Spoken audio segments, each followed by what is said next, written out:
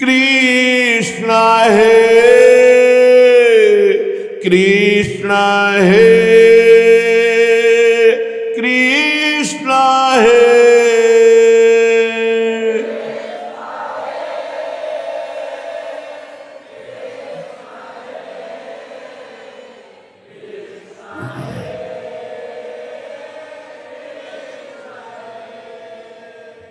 परम सच्चिदानंद घन प्रेमानंद स्वरूप नवनिभृत निकुंज महामहिम परम पावन श्री वृंदावन धाम। श्री वृंदावन धाम के लाडिले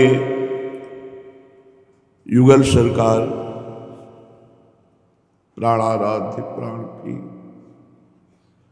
श्री प्रिया प्रीतम जो समस्त सहचरी वृंद खग मृग पशु पंछी तरुलता यमुना रसरानी रजरानी समस्त ब्रजवासी प्रकर कोटिशा नमन कोटिशा प्रणाम। परम सच्चिदानंद भगवान बाह्य जगत में तो अवतार लेते ही हैं और शास्त्रों असुर प्रवृत्ति वाले जीवों को परम पद प्रदान करते हैं, किसी को मार करके और किसी को प्यार करके। प्यार करते हैं उनको जो एक मात्र प्रभु के आश्रित होकर तड़पते रहते हैं प्रभु के लिए। प्रभु उनके प्यार के लिए अवतार धारण करते हैं। करुणा में प्रभु बाहर तो अवतार लिए ही हमारे हृदय में अवतरित हो, हमारे हृदय में प्रकाशित हो तो समस्त दुख दोष द्वंद्वों का नाश हो जाए और हम प्रभु के आसक्त चित्त हो जाए। ना तप है, न ज्ञान है, न वो भजन है, न वो समर्पण है, बस एक आशा है। अति उदार विवि सुंदर सूरत शूर सुकुमार। अति उदार है मेरे प्रभु लाडिले, कभी रीझ करके या खींच करके जैसे चाहे। इस बात में खींच जाए कि हजारों बार संभाला फिर भी नहीं संभलता, खींच कर देख ले या रीझ कर देख ले, हमारा काम हो जाएगा, हमारा हृदय निष्काम हो जाएगा, उनके प्रेम में युक्त हो जाएगा। एक बार करुणा करके हमारे हृदय में प्रकाशित हो। श्रीपाद प्रबोधानंद जी महाराज भगवत प्राप्ति का सहज मार्ग बता रहे हैं। कह रहे शेयम दीक्षा उच्च भावैर्व्रतेषु सेयम शिक्षा राधिका आराधनेषु श्रेयम प्रेमाधीश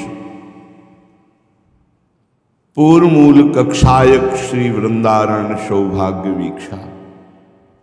वो बड़ा भाग्यशाली जीव है जो सेयम दीक्षा उच्च भावैर्व्रतेषु, उच्च भाव प्रिया प्रीतम की अनन्यता, व्रतेषु जिसने वृंदावन में दीक्षा ली, प्रिया प्रीतम की शरणागति, बड़े भाग्य, अहोभाग्य जो भगवान की शरण में होते हैं सब धन्य है। पर यहां कह रहे उच्चैर भावैर्व्रतेषु, बड़े उच्च भाव का उसने व्रत लिया जो वृंदावन में श्री श्यामा श्याम की शरणागति रूपी दीक्षा स्वीकार की। शेयम शिक्षा राधिका आराधनेषु, फिर जिनसे दीक्षा ली उन गुरुदेव भगवान के चरणों में पूर्ण समर्पित होकर राधा आराधन की शिक्षा ली। कैसे हम प्रियाजू को रिझाएं? जो गुरुदेव ने उपासना पद्धति बताई बिना क्यों म्यों किए वैसे चल दें तो बहुत जल्दी आनंद की अनुभूति हो जाए। हम लोग दीक्षा तो लेते हैं लेकिन अपना कुछ आग्रह रखकर जिसे हम दुराग्रह भी कह सकते हैं, कुछ अपनी बुद्धि रखकर, कुछ अपनी जानकारी रखकर, कुछ अपना ज्ञान रखकर, इसलिए शेयम शिक्षा राधिका राधनेशु इसका प्रभाव नहीं पड़ता। दीक्षा तो ले ली, बहुत से सौभाग्यशाली जन हैं जो श्री किशोरी किशोर जी की शरणागति क्रिया मात्र लिए। अगर दीक्षा लेकर के राधा आराधनेशु की शिक्षा स्वीकार नहीं की तो सफल नहीं हो पाओगे। जब गुरुदेव की शरण में जाया जाता है तो कोरा कागज बनकर जाया जाता है। चाहे जितना ज्ञान विज्ञान, भगवान से ज्यादा किसी को ज्ञान क्या होगा? जिनकी श्वास वेद श्रुतिचारी, वो हरि हाथ जोड़े बैठे हैं वशिष्ठ जी के सामने, राम जी के रूप में। हाथ जोड़े नीचे बैठे हैं संदीपिनी जी के सामने कृष्ण रूप में। हम तुम क्या हैं? अपने गुरुदेव के सामने अल्पज्ञ बन करके, कोरा कागज बन करके, जो चाहो लिख दो वही हमारा जीवन होगा। गुरु की कृपा, उनके द्वारा प्रदत्त श्री जी की सेवा, उनके द्वारा उपदिष्ट मंत्र नाम उपासना, हो गया काम। श्रीपाद कह रहे शेयम प्रेमाधीश पूर्वमूल कक्षायत श्री वृंदारण्य सौभाग्य वीक्षा। प्रेमाधीश्वर श्री युगल सरकार श्यामा श्याम की जो दीक्षा और शिक्षा दोनों अपने गुरुदेव से लेकर आराधना में रत हो जाते हैं, वो पराकाष्ठा को प्राप्त होते हैं। वो प्रेम की पराकाष्ठा को प्राप्त होते हैं, चरम सीमा का प्रेम।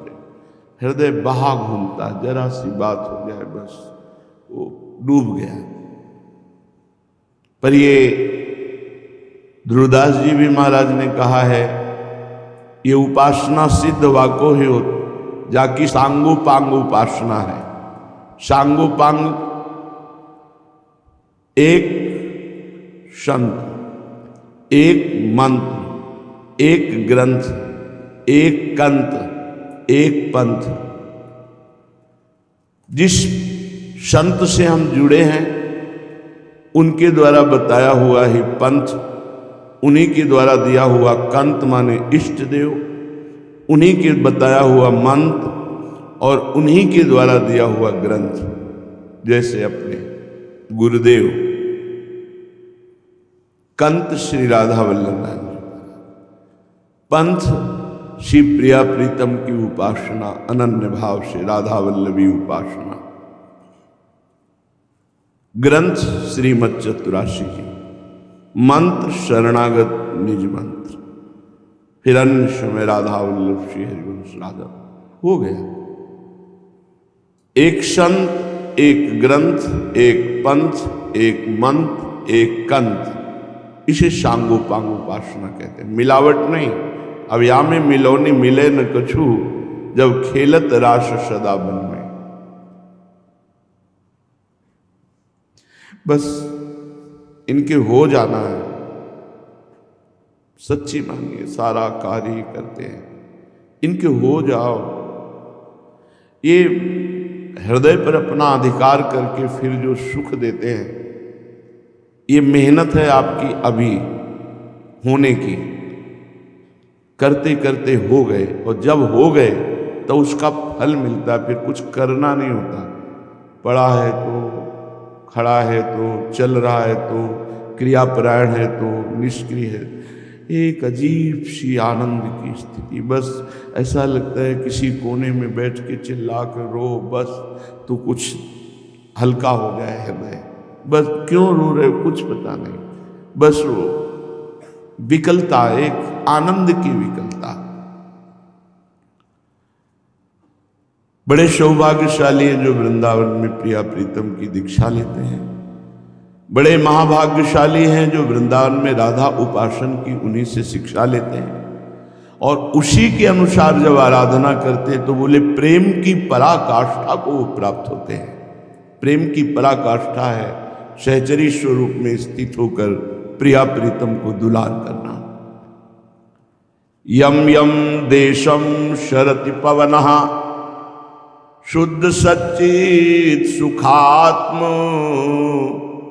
श्रीमद वृंदा विपिन विलसद वल्ली वृक्षादि संगी सर्वानर्थान क्रमितनुभृतो वैष्णवधाम तत्स्थान नेतुं तिष्ठन्त्यवसर दृशो द्वारि सज्जा विमाना।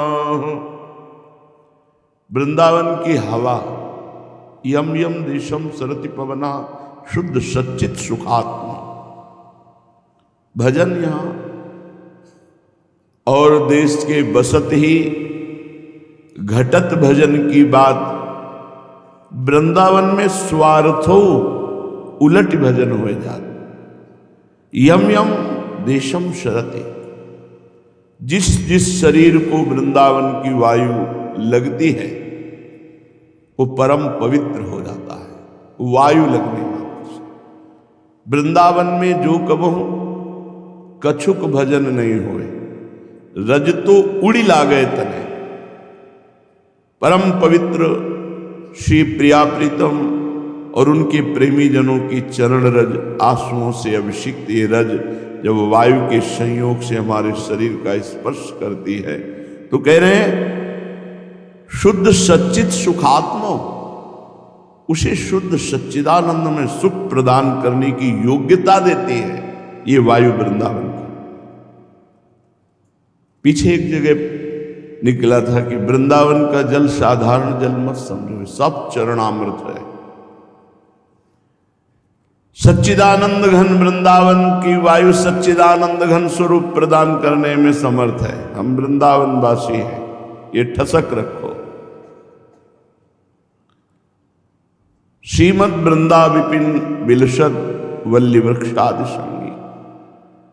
यहां लता लता के तरु तरु के नीचे हमारे प्रिया प्रीतम बैठकर विनोद करते हैं, रसमयी बातें करते हैं, रसमयी क्रीड़ाएं करते हैं। इसलिए इन लताओं का जो आलिंगन करते हैं, इन लताओं को जो हृदय से लगाते हैं, लताओं का जो सम्मान करते हैं वो दिव्य वृंदावन की कृपा को प्राप्त करते हैं। यहां से कोई भी जीव या कोई लता मत ले जाना कि आप कहीं बाहर से आए हैं, तुलसी जी देखा खरीद ले गए, कोई वृक्ष देखा, कोई पशु पक्षी, बहुत बड़ा अपराध है। ये सब दिव्य तपस्या करके इस भूमि में प्रकट हुए। कल एक प्रश्नकर्ता ने कहा कि हमारा मकान वृंदावन में भी है और दिल्ली में भी है, हम एक तुलसी जी खरीद के ले गए, बहुत उपाय किया और सूख गई, तब से मैं अशांत हूं, अपराध बन गया। धाम से किसी भी लता को मत ले जाना, गिरिराज जी को मत ले जाना, किसी जीव को मत ले जाना। रज ले जाओ, चंदन ले जाओ, चरणामृत ले जाओ, प्रभु का प्रसादी वस्त्र मुकुट ये सब ले जाओ, लेकिन प्रभु के निज जनों को चाहे वो घास ही क्यों ना उगी हो, कितना तप किया होगा जब वृंदावन में तृण बनी है आकर के। उद्धव जी कह रहे मुझे तृण लता औषधि गुल्म बना दो, मत ले जाना यहां से, नहीं अपराध हो सकता है, बहुत बड़ा अपराध हो सकता है। जिसकी पूर्ति वृंदावन ही कृपा करे तो हो सकता है, नहीं वृंदावन के जनों का, वृंदावन के खगमृग पशु पंछियों का अपराध किसी और तीर्थ की ताकत नहीं कि तुम्हें निष्पाप कर दे। सर्वानर्थान क्रमित अनुभृतो। कह रहे हैं कि ऐसे वृंदावन में मुझे कीड़ा बना दो। प्रेम को भी प्रेमी किसी भी तरह, एक प्रेमी कहता है अपने किसी प्रियजन से, ऐसा करना जब मेरा शरीर छूट जाए तो मुझे इस रज से संस्पर्श करते हुए घसीटते हुए ले जाना। और हे प्रभु जब मेरे शरीर को आग लगाई जाए तो मेरे शरीर का जो राख है वो इसी वृंदावन की रज में फेंक दी जाए, जिससे प्रेमी जनों की चरण धूलि में मिलकर चरण धूलि बन जाए, उनके चरणों का स्पर्श हो। मेरा आकाश तत्व शरीर से निकलकर वहां हो जहां शब्द राधा राधा उच्चारण किया जा रहा हो। मेरे शरीर का वायु तत्व निकलकर वहां हो जहां प्रेमी जनों के शरीर का स्पर्श होता हो। मेरा जल तत्व वहां हो जहां मेरे प्रभु और प्रीतम के प्यारे जनों की सेवा होती हो। मेरा पृथ्वी तत्व वहां हो जहां इनके चरण पड़ते हो। मर करके भी अपने प्रीतम को सुख देना। वृंदावन इतना प्यारा है श्रीपाद प्रबोधानंद जी को, कह रहे क्रम तनु भ्रतो वैष्णवम धाम। इस वैष्णव धाम में कीड़ा मकोड़ा बना के रख लिया जाए। देखो अपने लोगों के ऊपर कितनी कृपा है कि विवेक प्रधान मनुष्य शरीर बनाकर प्रभु ने धाम दिया। क्या चाहिए फिर भी कोसते हो? प्रभु ने क्या दे दिया? प्रभु ने क्या रखा अपने पास? सब कुछ दे दिया। नाम मंत्र संत समागम धाम। अब तुम्हारी बुद्धि मारी गई है, राग द्वेष ईर्ष्या काम क्रोध तो तुम भोगो। प्रभु की तरफ से कोई कृपा में कमी नहीं है।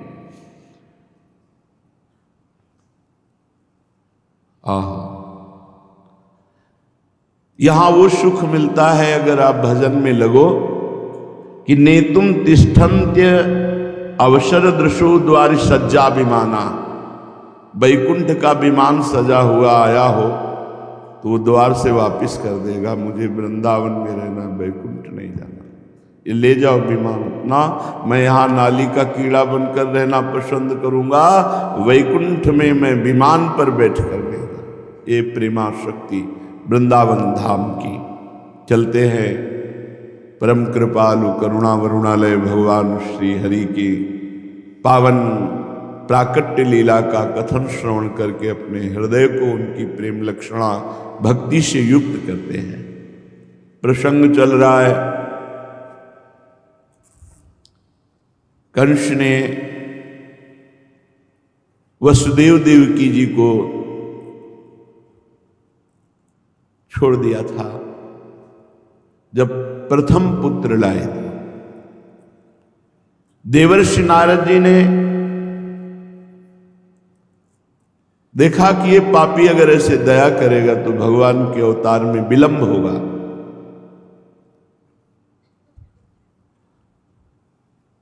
आकर के कंस के सामने नारायण नारायण नारायण कंस ने पूजन किया।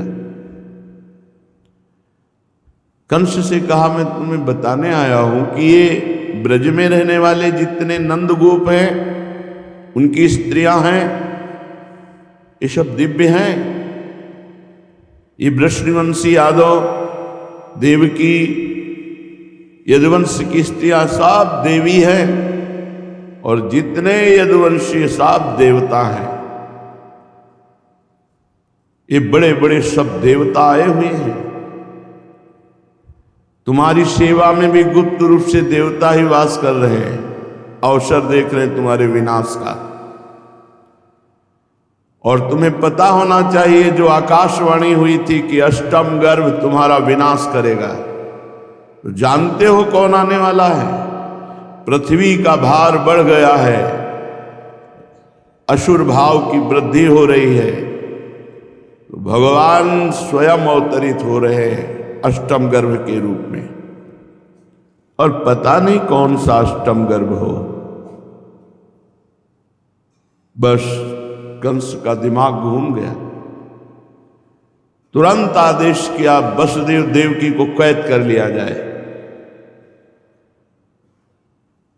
उसको पक्का हो गया कि सर्वलोक महेश्वर भगवान मारने के लिए मुझे आ रहे हैं। और उसे स्मृति आई पूर्व जन्म की, मैं कालनेम राक्षस हूं, तो मुझे मारने के लिए स्वयं भगवान पधार रहे हैं। कड़ी हथकड़ी बेड़ियों से जकड़ दिया देवकी वसुदेव जी को। घोर राक्षसी पहरा जो महान बलवान क्रूर कर्मा, उनको बड़े बड़े दरवाजे बंद, जेल के दरवाजों पर पहरेदार, हथकड़ी बेड़ी देवकी वसुदेव जी की। परीक्षित, प्रायः देखा जाता है कि जो अपने ही प्राणों का पोषण करते हैं, ऐसे लोभी, निर्दयी, स्वार्थ की पूर्ति के लिए अपने माता पिता का भी वध कर देते हैं, पूज्य जनों का भी अपमान कर देते हैं, अपने हितैषी और मित्रों की भी हत्या करवा डालते हैं। उसने तत्कालीन राजा अपने पिता को बंदी बना लिया, महाराज उग्रसेन को कैद कर लिया और स्वयं मुकुट छीन करके शूरसेन देश का राज्य शासन अपने हाथ में ले लिया। कंस एक तो बहुत स्वयं बली था, कुएलिया पेड़ हाथी, ये 10,000 हाथियों का बल लगता था, एक हाथ से परास्त कर दिया था। तभी जरासंध प्रसन्न होकर के अपनी 2 पुत्रियों का इससे ब्याह किया और दहेज में कुएलिया पेड़ हाथी दिया था। मगध नरेश जरासंध की बहुत बड़ी बल की सहायता थी कंस के पास। प्रलंबासुर, बकासुर, चाणूर, तृणावर, तघासुर, मुष्टिकासुर, अरिष्टासुर, द्विविद, पूतना, केशी, धेनुकासुर, बाणासुर, भौमासुर, ये बड़े बड़े महान बलशाली जो पृथ्वी पर विजय प्राप्त कर ले, ऐसे कंस के दोस्त थे, सहायक थे। कंस ने आदेश कर दिया, जो यदुवंशी मिले मार डालो उसे। समस्त यदुवंशी भयभीत हो गए। कोई कुरुदेश, कोई पांचाल, कोई कैकेय, कोई शाल्व, विदर्भ, निषद, विदेह, कुशल आदि देशों में भागकर अपने प्राणों की रक्षा की।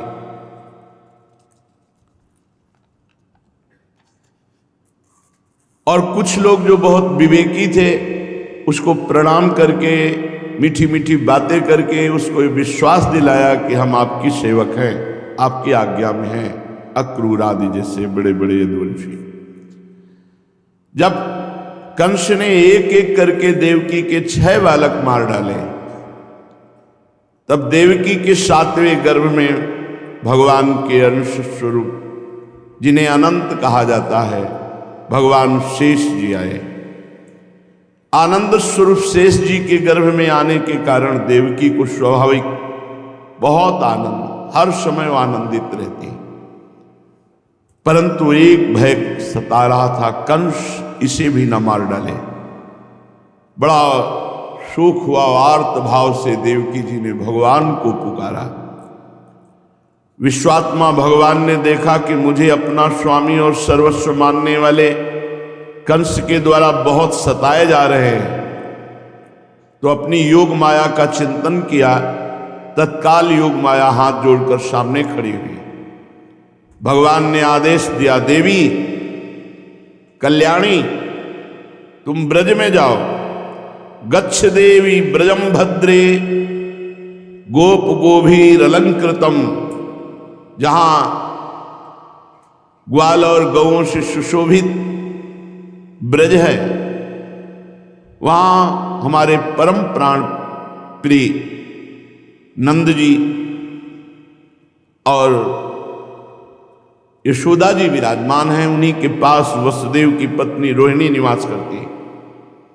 कंस से डरकर गुप्त रूप में, इस समय मेरा अंश, जिसे भगवान शेष जी कहते, देवकी के उदर में गर्भ रूप में है, जाओ वहां से निकाल करके रोहिणी के उदर में भगवान शेष जी को विराजमान करो, और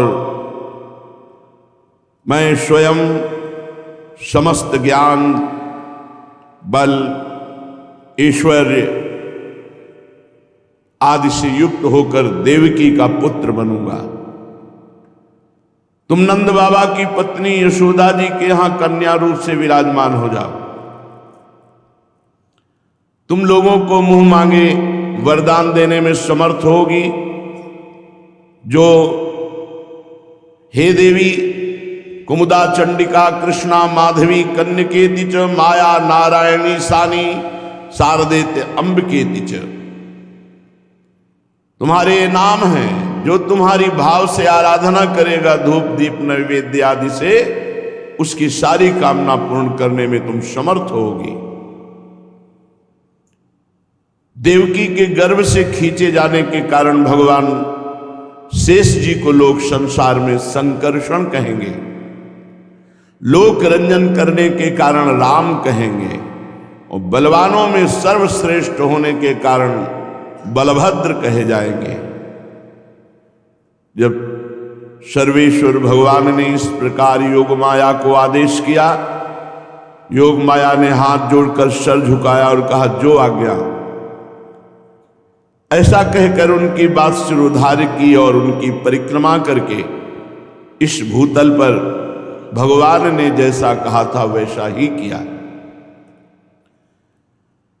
अचानक देवकी का गर्भ अंतर्ध्यान,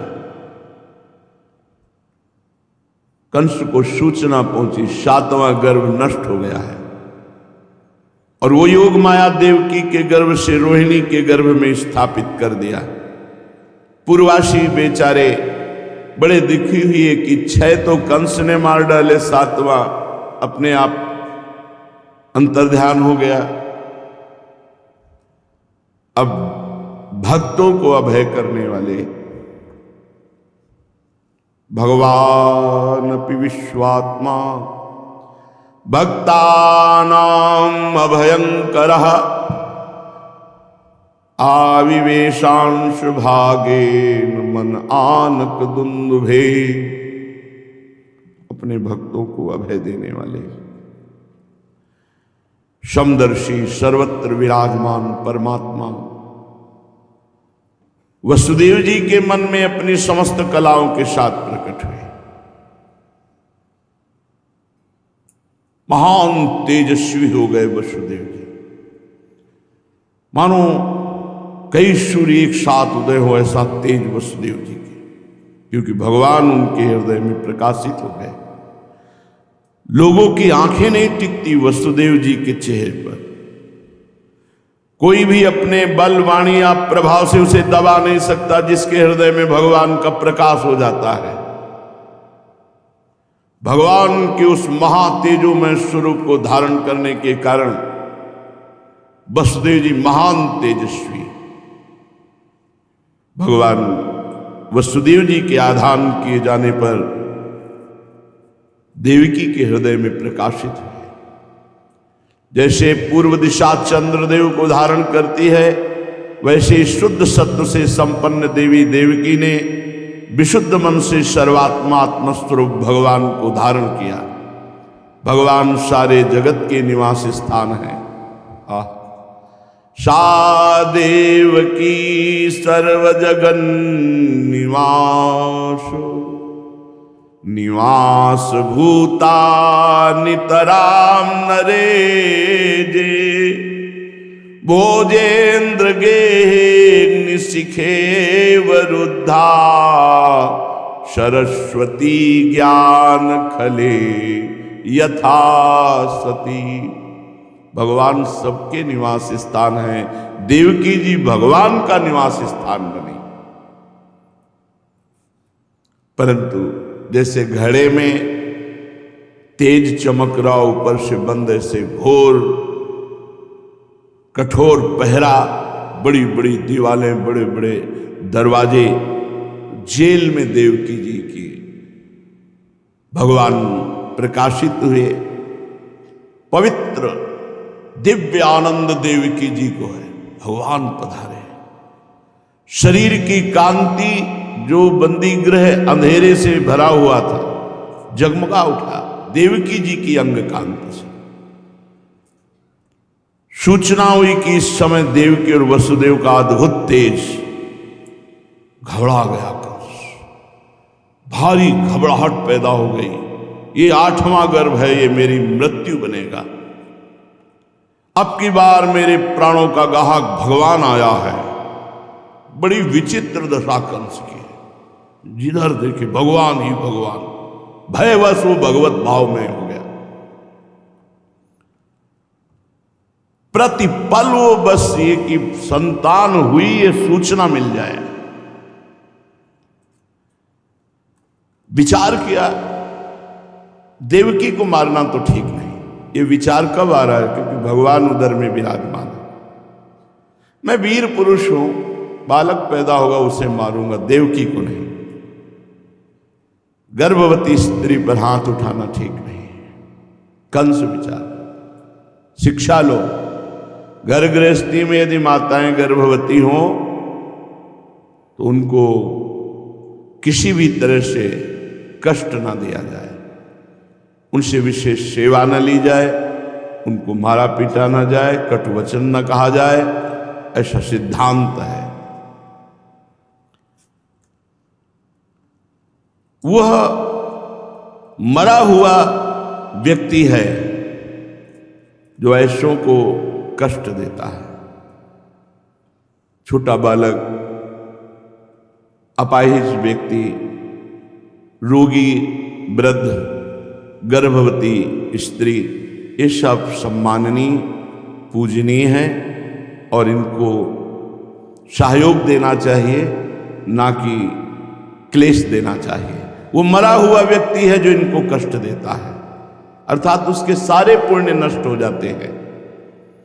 जो अत्यंत क्रूरता का व्यवहार इनके साथ करता है, जैसे कोई अपाहिज है, आप उसको और कष्ट दे रहे, कटुवचन, वयोवृद्ध माता पिता, रोगी शरीर, गर्भवती माता, बहुत सावधान, इनके साथ व्यवहार आपका मृदु सम्मान युक्त होना चाहिए, नहीं सारे पुण्य नष्ट हो जाते। वो मरा हुआ व्यक्ति है, उसकी मृत्यु के बाद उसे यमराज के यहाँ भारी दंड मिलता है नरक में, और यहां लोग उसे निंदा करते हैं, गाली देते हैं।